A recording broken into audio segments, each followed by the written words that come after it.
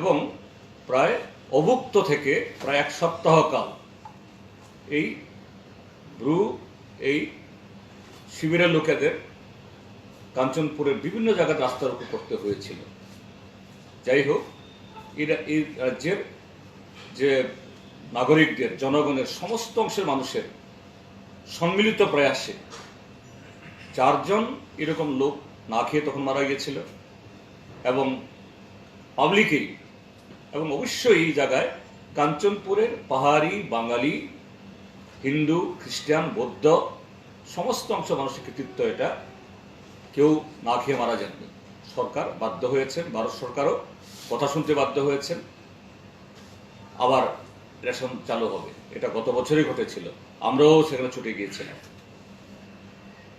এরপর গত বছরের শেষ দিকে সম্ভবত ডিসেম্বরে দিল্লিতে আবার বৈঠক হলো।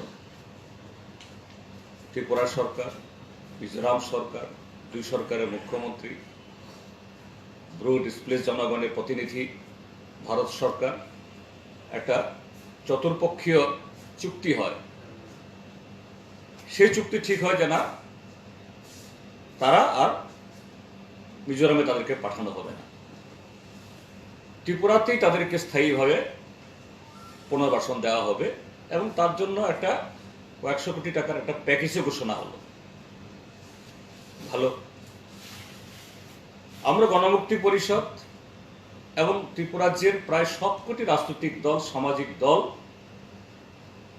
সরকারের এই সিদ্ধান্তকে আমরা সমর্থন করেছি, স্বাগত আমরা জানিয়েছি। ঠিক আছে, ভালো কথা। যেহেতু মিজোরাম সরকার তারা তাদের সেই সাংবিধানিক দায়িত্ব পালন করছে না, ভারত সরকারও গত 23 বছর এই নানা রকমের তালবাহানা করে তারা ব্যর্থ হয়েছে। মূলত ভারত সরকারের তাদের সেরকম আন্তরিকভাবে এবং সেরকম সিদ্ধান্ত গ্রহণ না করার জন্যই এতটা দিন ক্ষয় হলো, এত কষ্ট পেল। যাই হোক, 23 বছর বাদে সিদ্ধান্ত হলো তারা ত্রিপুরাতে পুনর্বাসিত হবেন। ভালো কথা। ত্রিপুরার যে ৩৫ লক্ষ মানুষের কোন অংশের তরফ থেকে এটা বিরোধিতা হয়েছে আমরা শুনিনি।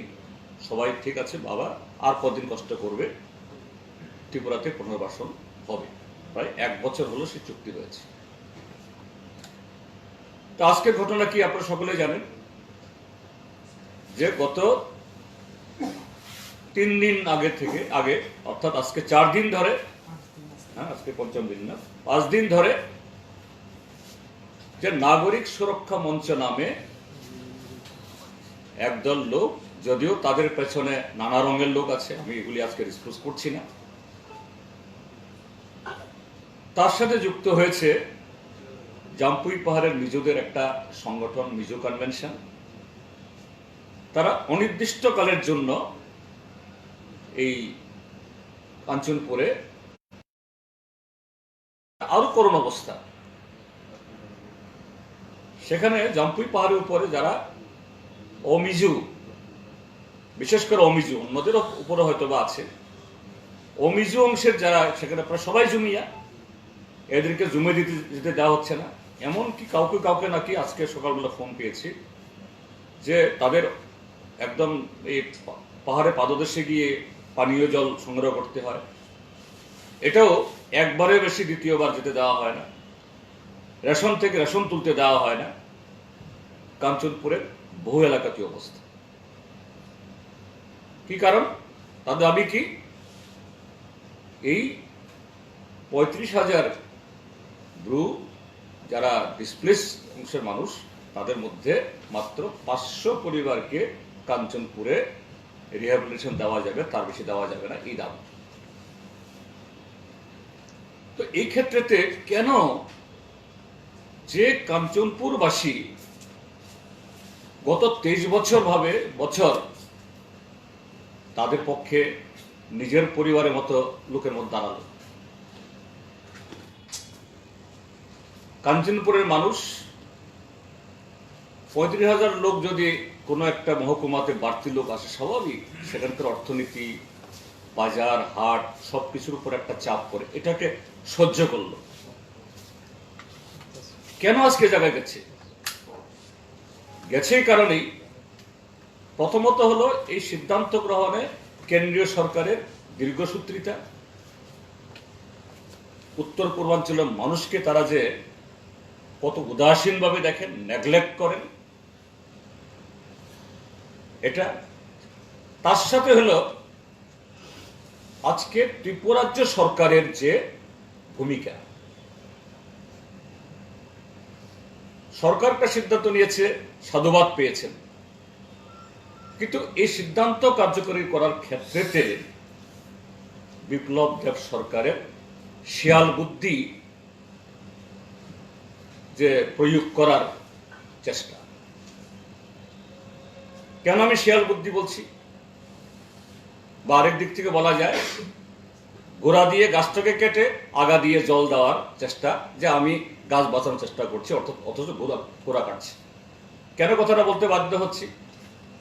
বাধ্য হচ্ছি কারণে এটা ঠিকই তো, কোনো একটা মহকুমাতে বাড়তি এত সংখ্যক পরিবারকে পুনর্বাসন দেওয়া, তাহলে সেখানে জায়গা জমির অভাব হবে,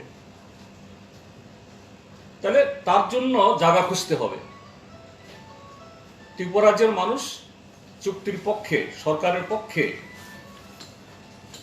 এখন সেই চুক্তি কার্যকরী করতে গেলে পরে পঞ্চায়েত সমিতি, বিএসসি, রাজ্যের 60টি বিধানসভা কেন্দ্রের বিধায়করা, এডিসি তখন তো এডিসি ছিল, মেয়াদ ছিল, এডিসি সদস্যদের সাথে আলাপ আলোচনা করে একটা সিস্টেম তৈরি করে, একটা ডায়ালগের ব্যবস্থা করে।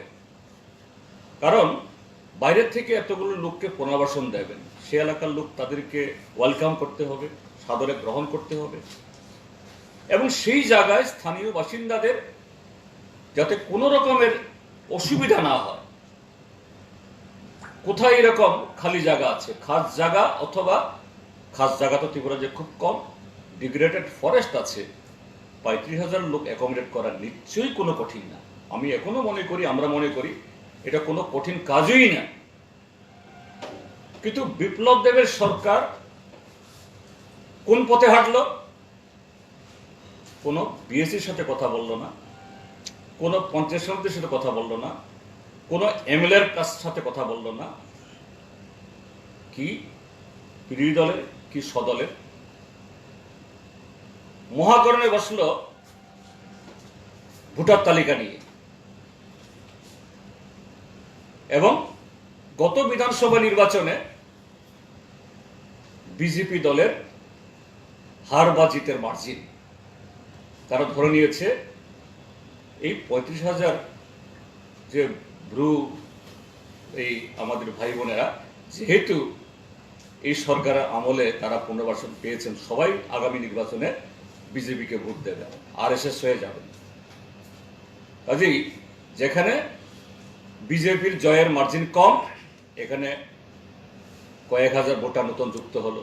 যেখানে বিজেপি 500, 700, 1000 ভোটে এই হেরেছে, সেখানে হাজার খানেক এই লোক ঢুকিয়ে দাও।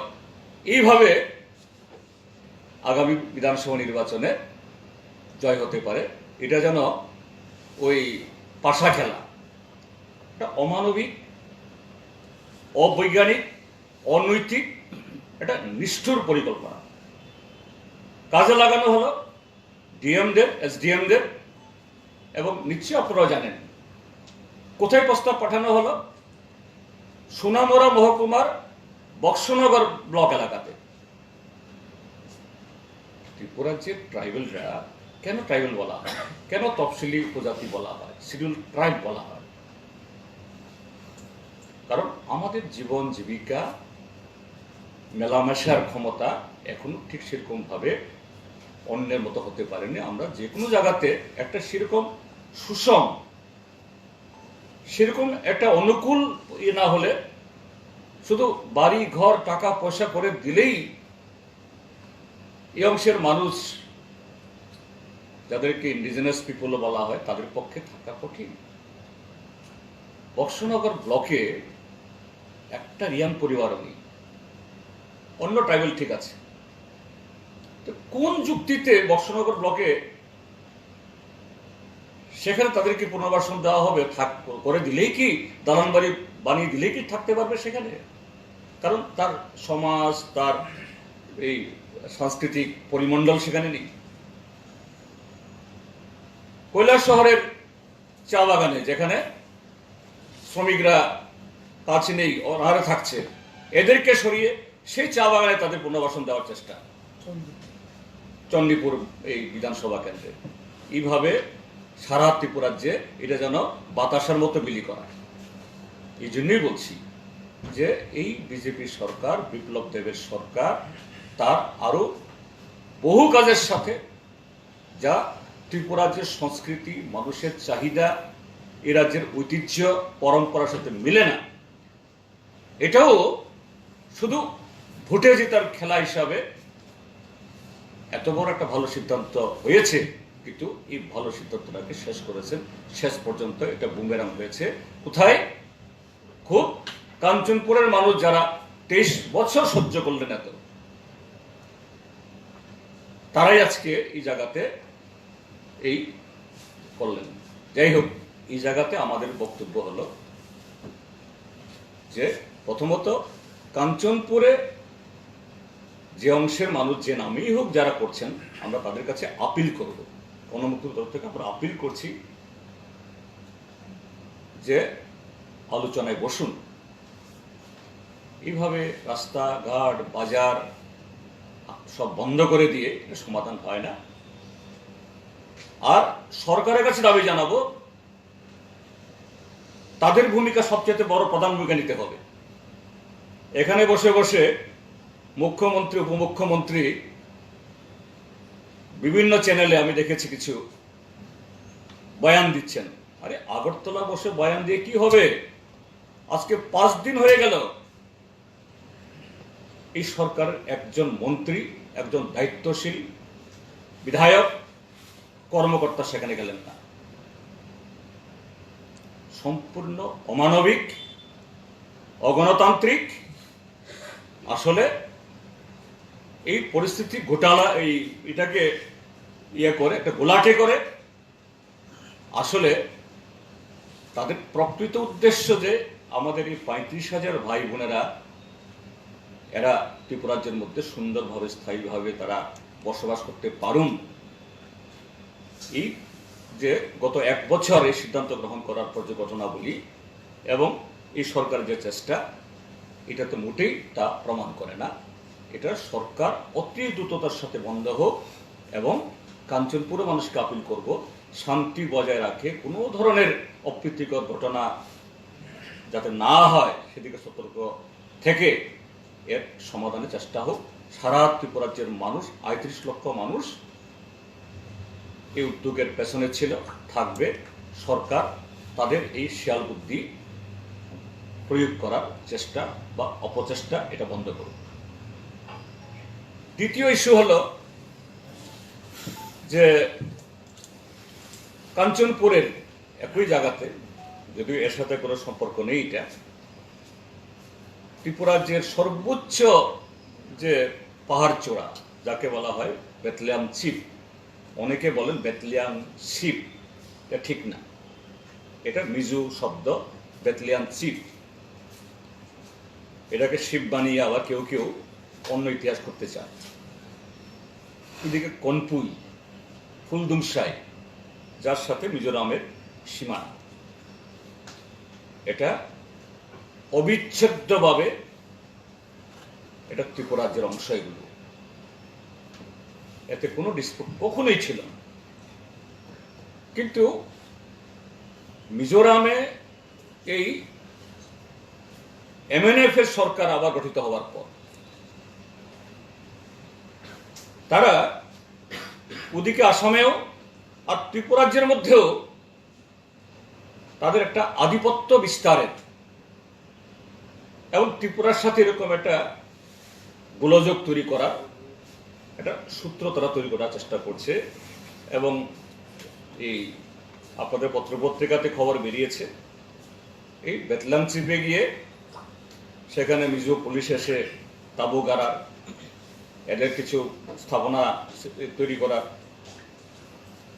শুধু তা নয়, তারা লাগোয়া যে মিজোরামের যে সেখানকার গ্রাম পঞ্চায়েত বা ভিলেজ, তাদের সেই ভিলেজ রেজিস্টারে আমাদের এই ত্রিপুরার ফুলদুমসাই যে এডিসি ভিলেজ, সেই ভিলেজের কিছু লোককে তারা তাদের এই রেজিস্টারে নাম তুলেছে। কাউকে কাউকে রেশন কার্ড দিয়েছে, কাউকে কাউকে তাদের ভোটার তালিকাতেও নাম তুলেছে। আমি কদিন আগে গেছিলাম কাঞ্চনপুরে, সেখানকার লোকদের রিপোর্ট। এটা সম্পূর্ণভাবে অন্যায়। আর সেই জায়গায় দেখা গেছে আমাদের ত্রিপুরা সরকারের তরফ থেকে শুরুতে যখন মানে এরা এসব করে, এগুলি সঙ্গে সঙ্গে পদক্ষেপ নেওয়া দরকার ছিল। ঠিক অন্যান্য এরকম ওঠানো মতো ত্রিপুরা সরকারের তরফ থেকে কোনো হেলদুল নেই। সেখানকার জনগণের তরফ থেকে, মিডিয়ার তরফ থেকে যখন একটা হইচই শুরু হলো, এখন নাকি সেখানে একটা টিএসআর এর পোস্ট দিয়েছে, কিছু ব্যবস্থা নিয়েছে।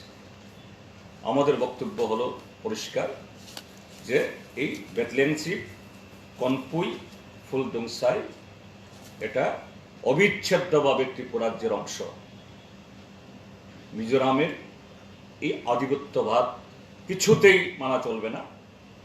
ত্রিপুরা সরকারকে অবিলম্বে, আমি সেই জায়গায় বলছি না যে না মিজোরাম পুলিশ ত্রিপুরা পুলিশ সেখানে দুই রাষ্ট্রের মতো, শত্রু দেশের মতো লড়াই করুক না, এবং গণমুক্তি পরিষদের তরফ থেকে এই আপিলও করছি, এই ক্ষেত্রে ভারত সরকার ইমিডিয়েটলি যদি আপোষে আলোচনাতে যদি মীমাংসা না হয়, কোন রকমের রক্তপাত বা অপ্রীতিকর ঘটনা না হোক, এর সমাধান যাতে মিজোরাম আগামী দিন যাতে এরকম কোনো ঘটনা করতে সাহস না পায়, এই ব্যবস্থা গ্রহণ করা হোক।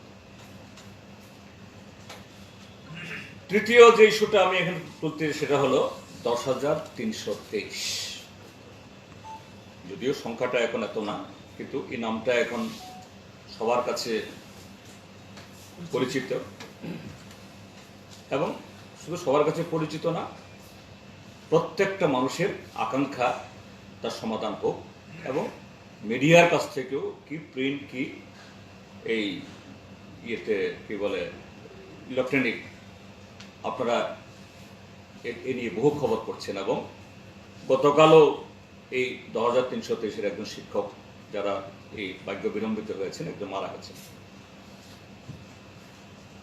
গত 1.5 মাস আগে 10,323 4টা সংগঠন, জাস্টিস ফর 10,323 অফ টিচার্স, আমরা 10,323, তারপরে অ্যাডহক 10,323, এবং এটিভিটি তারা ঘোষণা না করলেও এটিভিটিরও বহু সমর্থক যারা এটিভিটির সাথে ছিলেন, তারা গিয়ে তারা শান্তিপূর্ণভাবে সরকারের কাছে মেমোরেন্ডাম দেবেন। মুখ্যমন্ত্রী ছিলেন না রাজ্যে, মহাকারণে উপমুখ্যমন্ত্রী এবং শিক্ষামন্ত্রী ছিলেন সেদিন। শান্তিপূর্ণভাবে তারা যাবেন। আগরতলা শহরে শাসক দলের বহু মিছিল, বহু কীর্তন, বহু নাচ গান, বহুত কিছু হয়। আর তারা জেনুইন, যাদের কাজ গেছে, জীবন একটা প্রচন্ড একটা অনিশ্চয়তার মধ্যে গেছে, সেখানে এই বিজেপি সরকারের পুলিশ লাঠিপাটা করলো, মহিলাদেরকেও ছাড় দিল না, জল কামান দিয়ে আক্রমণ করলো। শেষ পর্যন্ত তাদের সম্মিলিত অকুতভয় এবং রক্তাক্ত হয়েও তারা মহাকর্ণ দরজা দিকে পৌঁছলেন। শিক্ষক তারা সুশৃঙ্খল বাহিনী, কোনো রকমের সেরকম পুলিশের সাথে এসব করতে চাননি। যাই হোক, প্রায় 3-4 ঘন্টা দস্তাদস্তি করার পর আমাদের রাজ্যের শিক্ষামন্ত্রী হয়তো বা একটু সদয় হয়েছে, কিন্তু উপমুখ্যমন্ত্রী জিষ্ণু কুমার দেববর্মা মহাকর্ণের থেকেও খবরও নিলেন না। উচিত তো ওনাকেই খবর নেওয়া ছিল সেদিন, যেহেতু মুখ্যমন্ত্রী নেই, তারা রতনলাল নাথের কাছে গেলেন, শিক্ষামন্ত্রীর কাছে। শিক্ষামন্ত্রী 2 ঘন্টা 2.5 ঘন্টা কি বুঝালেন, যাই হোক শেষ পর্যন্ত শিক্ষামন্ত্রী বললেন 1 সপ্তাহের মধ্যে তিনি মুখ্যমন্ত্রী দিল্লি থেকে ফেরত আসলে কথা বলিয়ে দেবেন এবং এই সরকার তারা একদম সংবিধান মেনে মানবিকভাবে তাদের সমস্যা সমাধানের জন্য বদ্ধপরিকর। কাজে মুখ্যমন্ত্রী আসলে সব হয়ে যাবে। মুখ্যমন্ত্রী আসলেন, দিল্লি থেকে ফিরলেন এবং সম্ভবত নভেম্বরের 2 তারিখ না অক্টোবরের 2 তারিখ সেখানে মহাকারণে তাদের 6 জন প্রতিনিধিকে ডাকলেন এবং মুখ্যমন্ত্রী আবার বললেন যে 2 মাসের ভিতরেই তিনি সমাধান করবেন। এবং মুখ্যমন্ত্রী, জানলাম আপনাদের সংবাদপত্রের দৌলতে যারা প্রতিনিধি গিয়েছিলেন তাদের বক্তব্য থেকে আপনারা কোট করেছেন যে এদের জন্য বিকল্প পদ তৈরি করা যায়। বামফ্রন্ট সরকার যে 13,000 পোস্ট ক্রিয়েট করেছিল এটা আবার রিভ্যালিডেট করে সেখানে দেওয়া যায়, এটা নাকি মুখ্যমন্ত্রী কেউ বুঝাননি, তিনি জানতেন নাই বলে। এগুলি শুনলাম আমরা। এখন মুখ্যমন্ত্রীর দেওয়া সেই 2 মাসও পার হয়ে গেল, এদিকে প্রতিদিন 1-2 করে জ্বরে যাচ্ছে। আমরা গণমুক্তি পরিষদ কেন কথাটা বলছি বারবার, কারণ আমাদের পরিবারের লোক তারাও, আপনাদের পরিবারের লোক যেমন আমাদের পরিবারের বহু 10,300 দেশের লোক আছে। আমরা চাই 2 মাস পেরিয়েছে, সরকার তার প্রতিশ্রুতি পালন করুক। বিশেষ করে মুখ্যমন্ত্রী তিনি কথা দিয়েছেন 2 মাসের মধ্যে আমি ব্যবস্থা করব এবং তিনি বলে থাকেন আমি যা বলি তা করি এবং তিনি বলে থাকেন আমার হাডান আছে, তিনি হাডান দেখান।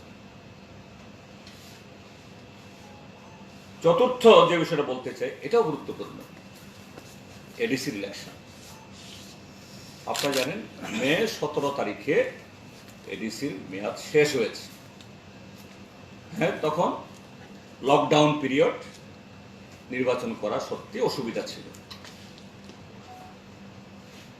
তো নির্বাচন হলো না, রাজ্যপালের শাসন এখানে বর্তালো, 6 মাসের জন্য এক্সটেন্ড করলো। 6 মাস শেষ হয়ে গেছে। যদিও ত্রিপুরার যে কোভিড আছে, কোভিডে আমি ব্যক্তিগতভাবে এবং আপনাদেরও অনেকে আক্রান্ত, অনেক লোকে আক্রান্ত। ত্রিপুরার যে বহু লোক ইতিমধ্যে মারা গেছে, এখনো আক্রান্ত হচ্ছে। কিন্তু সরকারের বক্তব্য হলো সব ঠিক হ্যাঁ, সরকার স্বীকার করেন না এগুলো। কিন্তু এডিসি নির্বাচনের বেলায় না, সব বেঠিক। অথচ আমাদের দেশের দ্বিতীয় বৃহত্তম জনসংখ্যার রাজ্য বিহারে ভোট হয়ে গেল, তাদের দলেরই সরকার। রেজাল্টটা হলো, যদিও এটা নিয়ে নানা ধরনের প্রশ্ন, আজকে আলোচনার বিষয় না, কিন্তু ত্রিপুরাজ্যের মধ্যে এই 6 মাস পেরিয়ে গেল। আসামের বোরো টেরিটোরিয়াল কাউন্সিল, সেখানেও বিজেপির সরকার, আগামী 7 ডিসেম্বর সেখানে ভোট হবে। কিন্তু ত্রিপুরাজ্যের মধ্যে প্রায় একই দিনে ওইখানে যখন ভোট ঘোষণা, এখানে হলো আবার তার 6 মাসের মেয়াদ। এটা তো চরমভাবে সংবিধান লঙ্ঘন, চরমভাবে এডিসি এলাকার জনগণের সাংবিধানিক অধিকারকে পদদলিত করা। কারণ আমাদের দেশ গণতান্ত্রিক দেশ, এই দেশে অ্যাডমিনিস্ট্রেটর দিয়ে শাসন চলতে পারে না। এটাও বিজেপি পার্টি, বিজেপি সরকারের, যে এই দেশের ট্রাইবেলদের প্রতি, আদিবাসীদের প্রতি তাদের যে কি দৃষ্টিভঙ্গি, এই ত্রিপুরার এডিসির ভোট না করা, এডিসির এম্পাওয়ারমেন্টের বিল কেন্দ্রে পাস না করা, এটা তার লক্ষ্য। কাজে আমরা গণমুক্তি পরিষদের তরফ থেকে আমরা দাবি জানাচ্ছি, অবিলম্বে আর কাল বিলম্ব না করে এডিসি এলাকার মানুষের এই সাংবিধানিক অধিকার খর্ব না করে ভোটের ব্যবস্থা করা হোক। মুখ্যমন্ত্রী বলছেন আগামী 35 বছরে তার সামনে দাঁড়াবার কেউ নেই। ঠিক আছে, ভোট করে এডিসি নিয়ে নিন। কেন ভোট করছেন না আপনি? কেন হারান নেই আপনার? হারান দেখান এখানে। তার সাথে বলছি, এর সাথে আনুষঙ্গিক, আমাদের যখন এডিসি প্রশাসন ছিল, যার মুখ্য এই কার্যনির্বাহী সদস্য ছিলেন আমাদের সাধারণ সম্পাদক, তারা বহু খেটে খুঁটে এডিসি এলাকার মধ্যেও, যেমন কাঞ্চনপুর, গন্ডাছড়া, এদিকে ছলেংটা, ছাউমনু, করবুক, পদ্মবিল, এইসব জায়গাতে এখন বর্ধিষ্ণু জনপদ। আমাদের রাজ্যের ট্রাইবাল অংশের মানুষ তারাও চায় আমাদের জনপদগুলোতেও নগর পঞ্চায়েত হোক, টাউন কমিটি হোক, মিউনিসিপ্যালিটি হোক, তার জন্য সংবিধান সংশোধন করুক কেন্দ্রীয় সরকার, রাজ্যের সরকার। আগে বামপন্থী ফ্রন্ট সরকার বহু চেষ্টা করেছে, এরা কানে তুলেনি, এখনো তুলছে না। শেষ পর্যন্ত বামপন্থী ফ্রন্ট পরিচালিত এডিসি 6 শিডিউলের মধ্যে থেকেই সীমাবদ্ধ, ঠিক আছে, তারা টাউন কমিটি বিল পাশ করে সর্বসম্মতভাবে পাঠিয়েছেন। আমরা কি দেখলাম? হ্যাঁ, সংবিধান ব্যবস্থা কি আমাদের রাজ্যে? এডিসি যদি কোনো বিল পাস করে, এটা রাজ্য সরকার হলো পোস্ট অফিস। এখানে যদি আইনগত সাংবিধানিকগত যদি টুকটাক ভুল থাকে, তারা আবার পাঠাবেন বা পরামর্শ দেবেন। রাজ্যপাল অনুমোদন দিলে পর তারপর আবার ব্যাক যাবে এডিসির কাছে, সেখানে বিধি তৈরি হবে, যাকে বলা হয় রুলস, এরপরে কার্যকরী হবে। আমরা দেখলাম এই বিজেপি দল এবং তার শরিক আইপিএফটি কত নির্লজ্জ, কত বেহায়া। আইন তৈরি করলো এডিসি, বামফ্রন্ট। তোমরা হলে পোস্ট অফিস, তোমার এখান থেকে যাবে রাজ্যপালের কাছে। এরা নাকি বিল পাস করেছে, এটা নিয়ে শহরে এই যে তাদের ত্রিপুরা লেন যে নিয়ে যে প্রতিশ্রুতি খেলাপ নিয়ে যে মানুষ ক্ষুব্ধ, গত 2.5 বছরে চাকরি নেই, বাকরি নেই, গ্রামে গঞ্জে কাজ নেই, এটা নিয়ে ক্ষুব্ধ। এটাকে অন্যদিকে ডাইভার্ট করার জন্য আইপিএফটি ওই মানে উল্লঙ্ঘ নৃত্য তারা করছেন। কাজে এই জায়গায় বলবো, এসব না করে এই বিল তো তোমাদের পাস করতেই হবে। তোমরা আনসারেবল, এখন তোমরা আনসার দাও, কেন সংবিধানের 121তম বিল পাস হচ্ছে না, 125তম, তার জবাব দাও। তাহলে এইভাবে এডিসি টাউন কমিটি তৈরি করেছে বলে এই আইপিএফটি, এরা ত্রিপুরা রাজ্যের এডিসি এলাকার মানুষকে মানে বোকা বানানোর চেষ্টা করছে, যা অত্যন্ত নক্কারজনক, লজ্জাজনক। আরেকটা প্রসঙ্গ উল্লেখ করতে চাই যে রাজ্য সরকার অখিল শুক্লা অবসর যাওয়ার পর দেখলাম গত পরশুদিন বিএস যাদবকে ডিজির পদে বসিয়েছেন, প্রায় 9 মাস বাদে। তো 9 মাস বাদে তুমি করতে পারলে, 9 মাস আগে করতে পারলে না কেন? দেখেছে তাদের মানে কি বলে, বিজেপির কথায় উঠে বসে, এবং বিভিন্ন ক্ষেত্রে এরকম কয়েকজন দেখিয়েছেন, এরকম মেরুদণ্ডহীন কাউকে ডিজির পদে বসিয়ে তাদের মনোবাঞ্ছা পূরণ করা যায় কিনা, কিন্তু পারল না। যেহেতু ওটা 9 মাস পরে হলেও বিএস যাদবকে ডিজি পদে বসিয়েছে। আমরা গণমুক্তি পরিষদ আমরা ধন্যবাদ জানাই। আমি শুধু তার জন্য বলছি না, আমার বলার প্রসঙ্গ আরেকটা। আমি দেখলাম আপনাদের এই মাধ্যমে বিএস যাদব গতকাল পুলিশ আধিকারিকদের একটা অনুষ্ঠানে বলেছেন যে পুলিশ অফিসাররা নিরপেক্ষভাবে কাজ করুন। তো বিএস যাদবের এই বক্তব্যে প্রমাণ হলো ত্রিপুরাজ্যের পুলিশ অফিসাররা নিরপেক্ষভাবে কাজ করতে পারছে না, দলদাস হয়ে থাকতে হচ্ছে। আমরা বিএস যাদবকে ধন্যবাদ জানাই এবং তিনি এখন head of the Tripura police force. তিনি হতে পারেন, সরকার হতে পারেন, কেউ স্বরাষ্ট্রমন্ত্রী হতে পারেন, কিন্তু তিনি সংবিধানের নির্দেশে চলবেন। ডিজি এটা একটা